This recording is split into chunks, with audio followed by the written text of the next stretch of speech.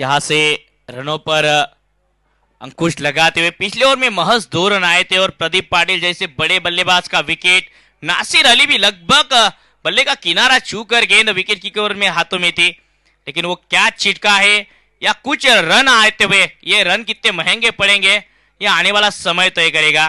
फिलहाल तो थोड़ी सी रन संख्या में रुकावट, पे एक एक्सप्रेस की समान दौड़ने वाली ट्रेन अब थोड़ी सी पटरी के ऊपर स्लो होती हुई नजर आ रही है।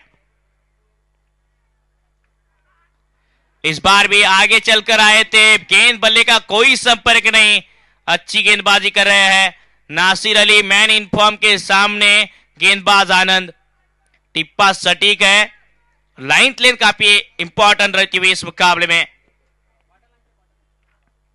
इस बार फिर से इस गेंद को मोड़ा है, रनआउट का मौका है, पहले अटेम्प्ट में अगर गेंद हाथ में आती तो कुछ चांस बन सकता था। 1 रन आंखों ही आंखों में इशारा करके चुरा लिया और रनिंग बिटवीन द विकेट खासियत रही है इस गुजरात टीम की। 10 ओवर का मुकाबला, यहाँ पे पार्टनरशिप की सख्त जरूरत है। जरूर स्कोर पर बोर्ड आगे बढ़ रहा है, 51 रन 50 के पार, महज चौथा ओवर जारी।